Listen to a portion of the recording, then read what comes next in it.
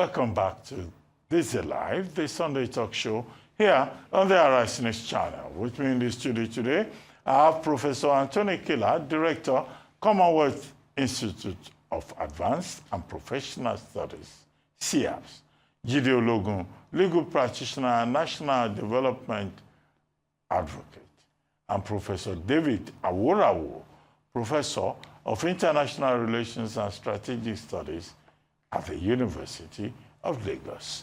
Gentlemen, good to have you on the program. Well, today we have had three guests. First, our father, Chief Aremo Olusegun Oshoba, celebrating the 90th anniversary, birthday anniversary of Sam Amuka Kwemo. Uncle Sam, who is now Happy Sam, who has been celebrated week-long by practitioners, his own compatriots, his own comrades, and the journalism community. And Chief Oshoba had a lot to say about Uncle Sam. After that, we also had Omoyele Sowore, who commented on national honors given out this week to 66 persons by the Tinubu administration. And that has been controversial. And the big part of the controversy was Omoyele Sowore saying, well, he doesn't need the award. If they had even given him, he would have rejected it. He's not alone. Dele Momodu also says he doesn't need that award. But I was saying he's good on the CBO. If they give me, I will collect him. Anyway, it's not there, here, not there. And then we had a third guest, Ambassador Joe Keshi, who came in from the international wing and talked about the crisis in the Middle East. And beyond that, also the implications for Nigeria and other parts of the world. Okay, let me start from the middle today. Professor Aworawo, let me start with you. Okay, I'll just go in that order. The journalism industry in Nigeria. You are Ishekiri, by the way. Well, I'm Isoko. You are Isoko? Yes, they are my brother. What's the difference? He's my brother. Isoko, Ishekiri. They say when Isoko and Urobo meet in the evening. Okay. We know. Uncle Sam is my brother. So I congratulate him. He's come a long way. I congratulate him. And I'm also happy about how he has been celebrated while alive. Because all too often, when people die, is when you see people gather. The kind of gathering we had, the last couple of days, is when people die, you see people gather like that. So it is commendable that people are recognizing Uncle Sam while still alive. And if we are to go into history, we know how much the media contributed to Nigeria's development, the anti-colonial struggle, from the Iwe-Iroyin. The Iwe-Iroyin was also critical, in some way of the colonial establishment, even though, Henry Townsend was, white himself. And of course, graduating with African Pilot, the Comet, and then, of course, up to independence. And then, even the June 12 we are talking about, we also know the role the media played. All sorts of newspapers came, were established, the Razor, and all of them, so many of them like that, which, mobilized Nigerians against military authoritarianism. Broadly the media, and of course specifically Uncle Sam, we have to congratulate on an occasion like this, especially also coinciding with these awards, which went mostly to those who fought against military dictatorship under Abacha. So it is commendable. And that just takes me quickly to that as well. And the award, where it's good, many of those who fought for democracy were recognized. The list is not exhaustive, just as Sowore, I agree with him. There are many people who ought to have been recognized that are not. Baba Amojola, several others. And it also seems that those who are falling out of favor with government, like Ojudu, who is supposed to be in the list, are not included because of their present position. It's not supposed to be. Those political differences were not supposed to reflect in who was awarded. All of those who were at the forefront, should have been. And by the way, including the former Ekiti governor. Fayemi. They were all at the forefront. They all went to... Fayemi had CON before. Yes. But he could have been promoted. Yes. They could have given him CFR. Yes, he could have. Because he was actively involved. Very active. In Radio Kudira. Yes, and all that. Yeah. So like I said, it's not exhaustive. And of course, all those mistakes they made, listing people alive as dead. Also. Okay. Well, Dele as well. Yeah. He was part of as Radio well. Kudira. Exactly. Yeah. And it's interesting. In fact, it even confirms the point I'm making regarding why people who have disagreed with government now should have been included. They should not have been included just because, they now disagree with government. I went to the house of Ologun in Accra in 2011. He told me a lot of things about him and the president. Yeah. A whole lot, And it was of immense help to the president at that time. They were very close. And so if they now do not agree politically, that should not be a reason why he should have been excluded, by the way. So those are the flaws. And of course, listing those who are alive as dead and giving people the same award they had got since 2014. All of those mistakes were avoidable. Moving forward, these are things they need to address. Again, Dr. Oshiba himself, I congratulate him. Him too will be 86 or in the next few weeks, we understand. And his own contribution to the media industry is also, extensive. And of course, politics, governor of Ogun State, and all those landmark, programs that they put in place, executed when he was governor. I then go to Israel. I agree a lot with Ambassador Keshi. So many things he said. But a few places I disagree with him. The blame for the escalation of tension in the Middle East is not only Israel's, it's on both sides. If you look at the history of how all of these things have developed. By the way, I also agree with him that it's a manifestation of the worst of human nature. Lack of tolerance, extreme positions, inability to accommodate, and aggression being, the easiest approach that both sides latch onto. But I disagree with him because if you look at how these things have developed since 1948, you have had extremes on both sides. And if you're able to fast forward to a more recent time, when the former American President Jimmy Carter helped to negotiate the Camp David Accords, hopes were high that the Middle East crisis would be sorted out. But on the Arab side, they thought Anwar Sadat, the Egyptian leader, had given too much away to Israel, and they opposed it.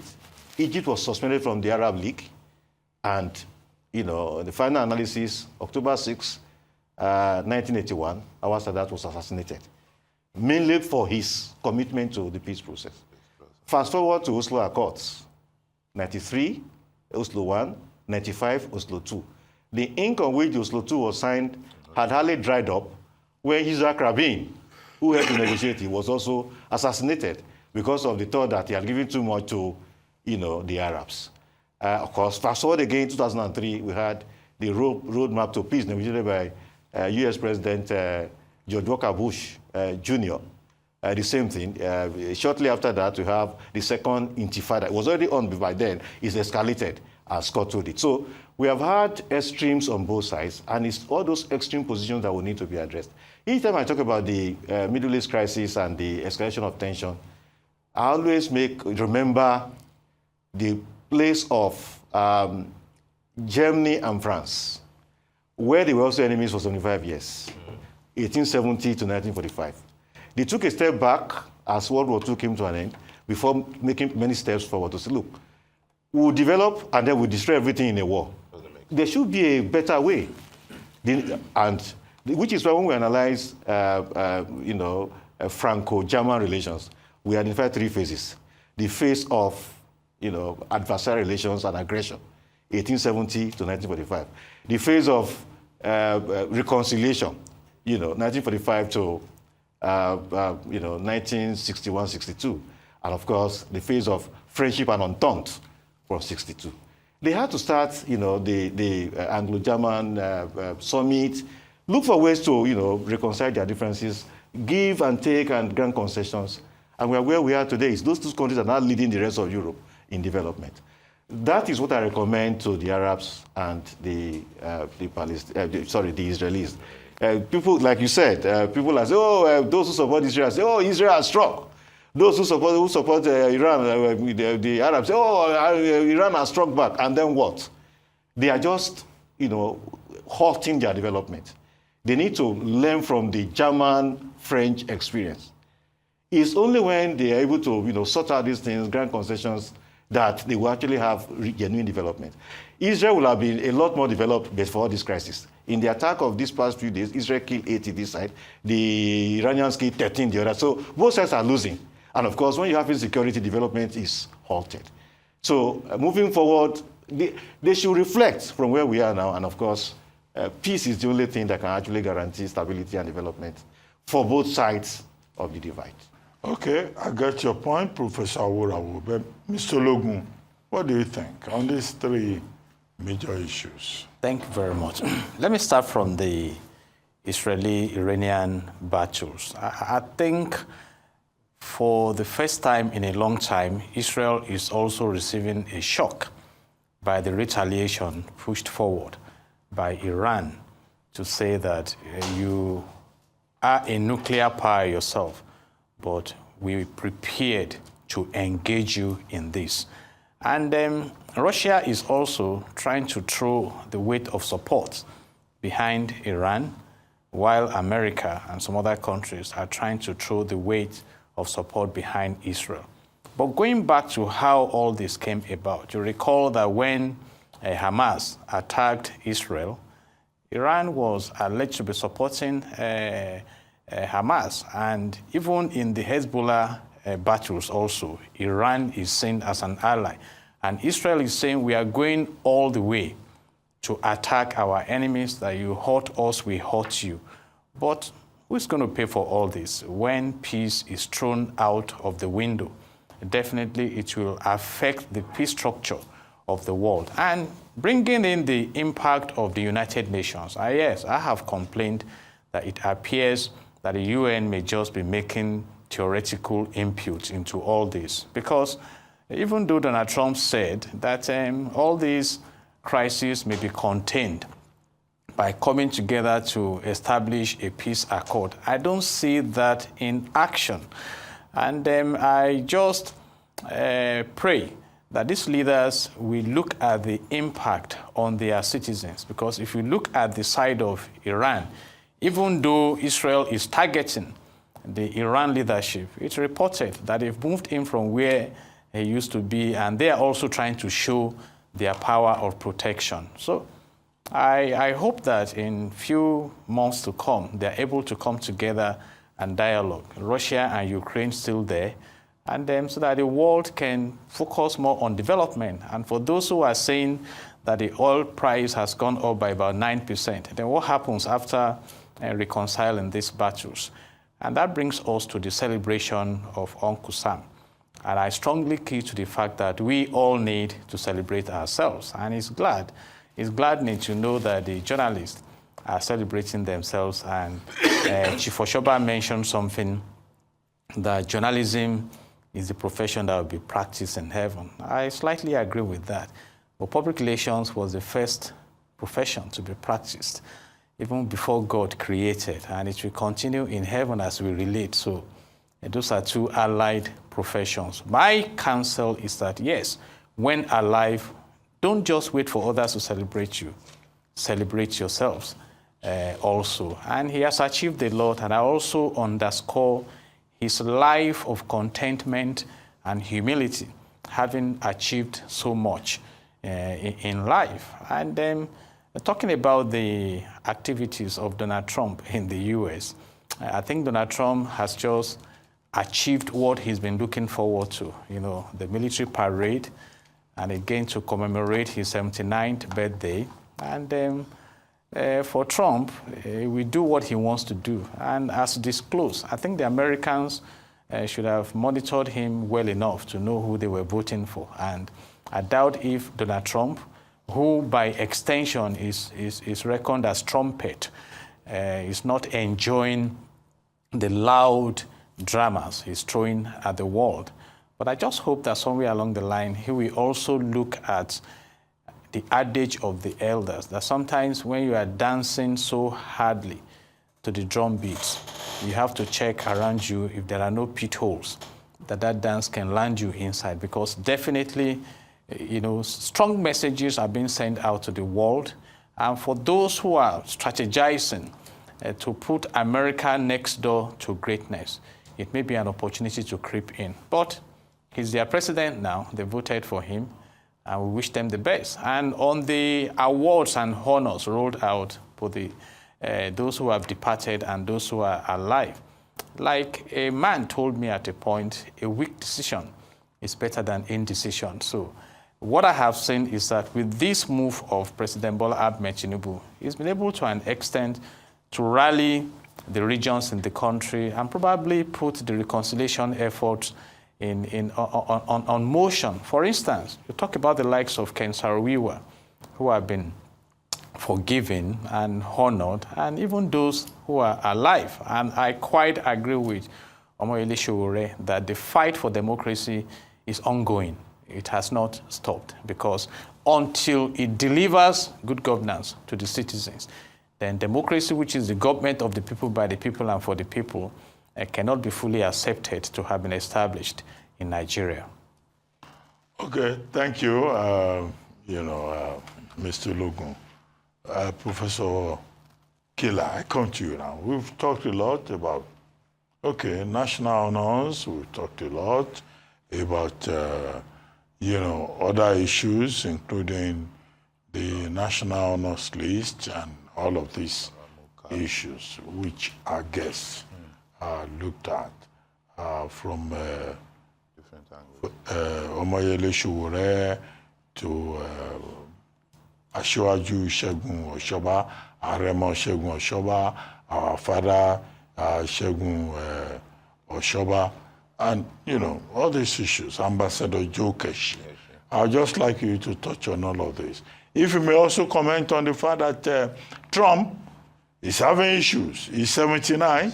He celebrated his birthday. He has extended the list of persons he doesn't want to see in the United States, including President Company.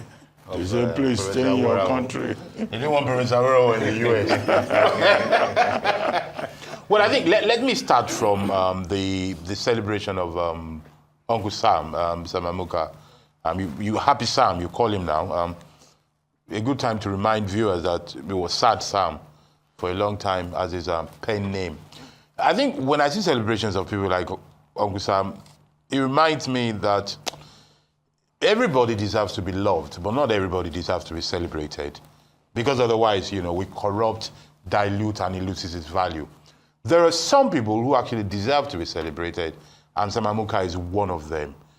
Especially in a country like Nigeria, he stands as a very good model that people should look. His rise to fame, if not fortune, is neither mysterious nor accidental. You can see how he built himself brick by brick. No scandal, just his hard work. No scandals. He's not. Yes, that's what I'm saying. Yeah. No scandals, yes. So he has built a reputation without any stain, or at least humanly possible.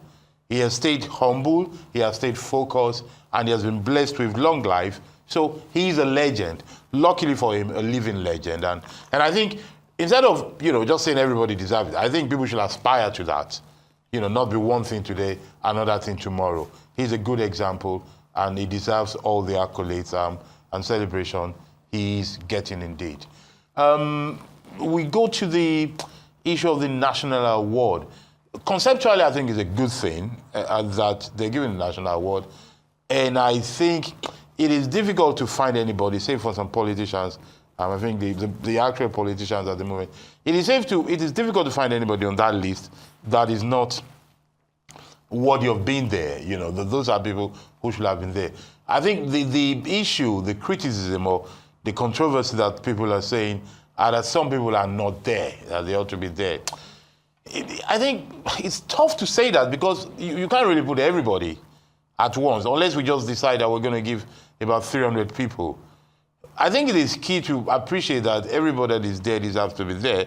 And the ones that are not there, you know, it will become their turn at some point, hopefully. I mean, they're known. And I think people should somehow not make an issue that they're not on that list or the others are not on it. It's a good start. I have issues with administrative errors that they've committed. You know, the presidency of Nigeria, the ministry of Nigeria cannot be making those kind of very bad errors of listing dead as alive, of giving somebody the same kind of award twice. Those are, they're not just on forced error. Professor Aworawo was being nice. They're very vexatious, and they shout incompetence and some kind of latitude that should not be happening. You know, that's just a list.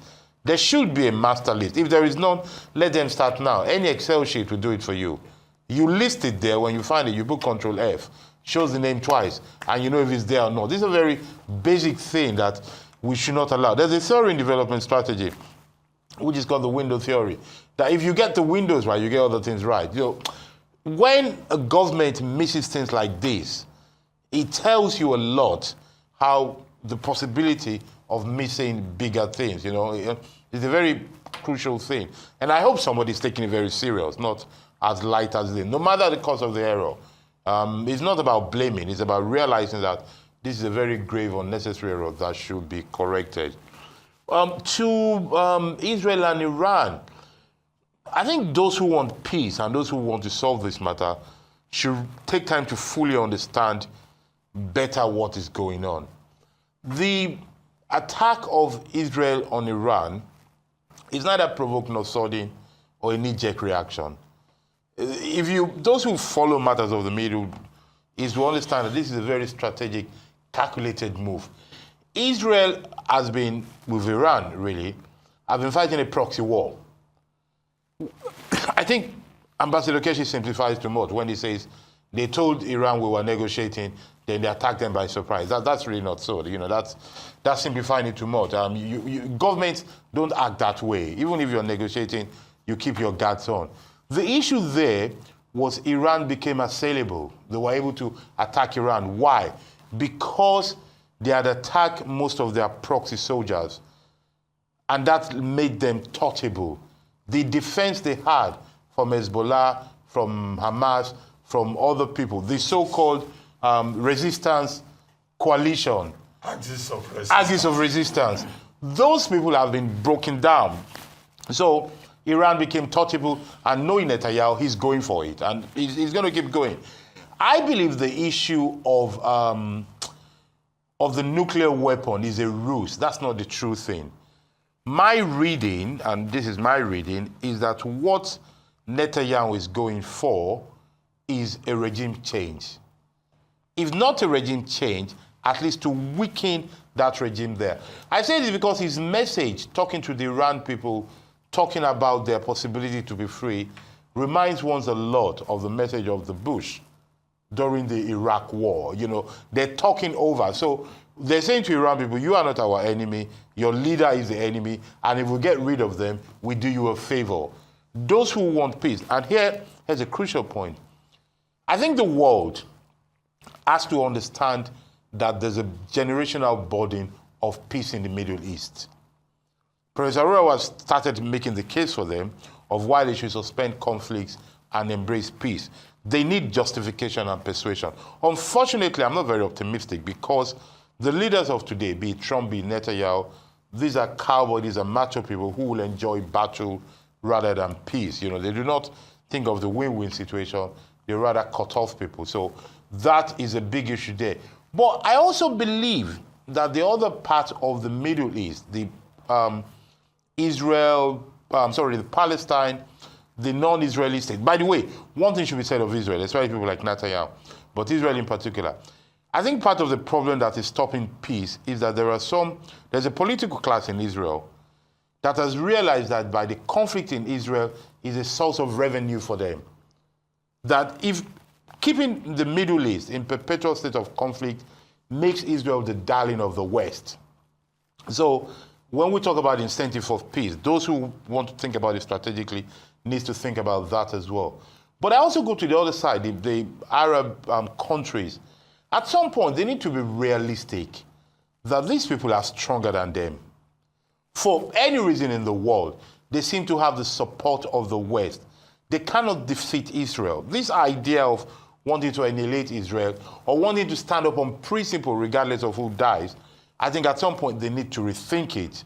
If there is a part that should be going for peace at all cost or more than the other side, it should be the weaker side. So I think along that, to Trump, 79 years old, parade like dictator.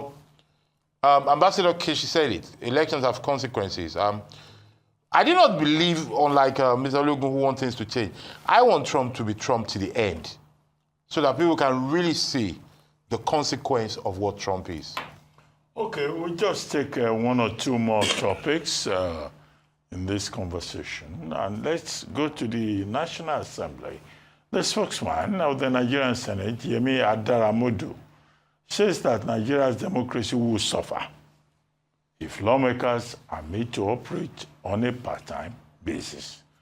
Senator Adaramodu, a member of the ruling All Progressives Congress Party, APC, representing Ekiti, South Senatorial District, was reacting to calls for Nigeria to run on a part-time parliamentary system.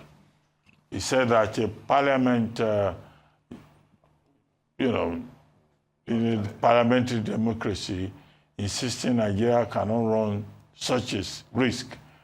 He added that Nigeria's democracy will be jeopardized if parliamentarians in the two legislative arms translate from what he considers objectionable, translates from what he thinks is currently obtainable.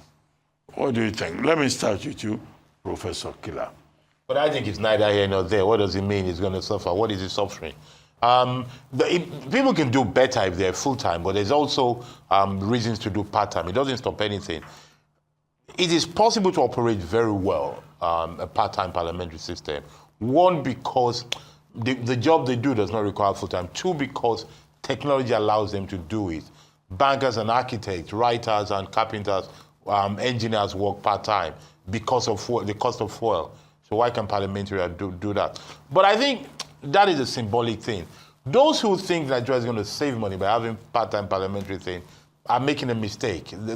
Our issue, when you look at the real figures, these issues of saying parliamentarians should spend part-time, they should pay them less, it's not really going to affect us. It's just a perception thing. In terms of, not pounds and cents, in terms of naira and kobo, it's not going to change a lot. It's more of a symbolic thing. But I think his position is weak. It is not the current situation that is tenable or not tenable. I think his own position is the one that is untenable. Professor Aworawo? Well, they can do part-time or earn less. They can do full-time and less. Yes, or part-time and earn even yes. That is what that is what I think. Because, and it's one of the things people actually have against the government and even President Tinubu, cost of governance. In the midst of this, let us sacrifice, that everybody is sacrificing. Those in government are not sacrificing anything. Let me just tell you something with Dr. Abati. I'll use it to anchor to just conclude this. A fortnight ago, we were assessing the government midterm. And after I finished speaking, you asked the question, so what will you score? I said 60%. When I was driving down here that day, my farm bed was almost getting caught on the third mainland, but he managed to carry me here. So when I was going back, I stopped over at Aduva for them to change the distance for me. What kind of farm bed is this? And just wait, see, let me complete. That is sideway. Let me. Don't should use a proper farm bed. Don't let me digress. Is it Tinubu that we ask for your farm bed? Let me go to where I'm going to. Now, while I was waiting for them to change it, just by the corner here, I saw messages coming to my phone. By the last count, I got 23 messages. 23. Commenting on my score of 60%. 60% became an issue. I warned you. Now, let me just give a breakdown. 2 of those 23 commended me for scoring, they say, man, 60%. I was surprised they didn't even query me for scoring that low. They agreed 60% was fine. All the others, none scored above 30%. Yeah. And I tried to follow the message. people from all over the country, from Talata Mafara to Gombe to everywhere. We spoke on phone with some of them. I discovered those in the north. Since the fan page wasn't working. Yes, I was just using the time. Yes. Now, the people in the north, all they were talking about was security. Yeah. That the president promised them security and he abandoned them and is going to do Coastal Road.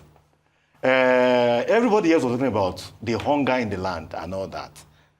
Now, this is something that the government, both the Senate, House of Representatives, and the president must take very seriously. Yeah.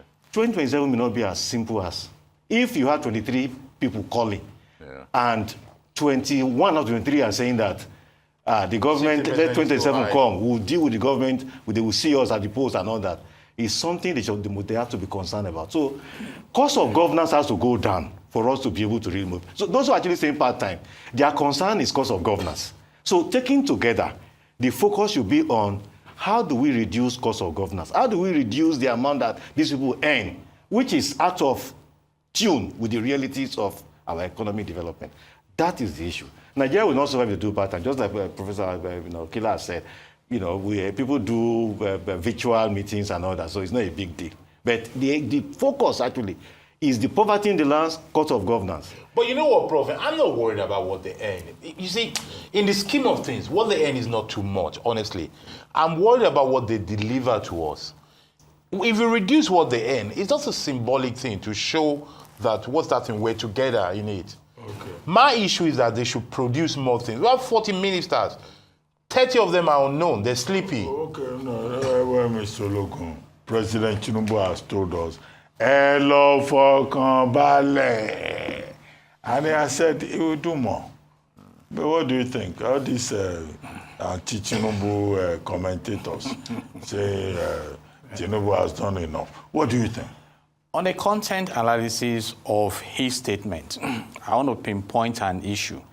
He said, concerning that money, that it's not even enough because they don't just make laws, carry out oversight functions, they also carry their constituents.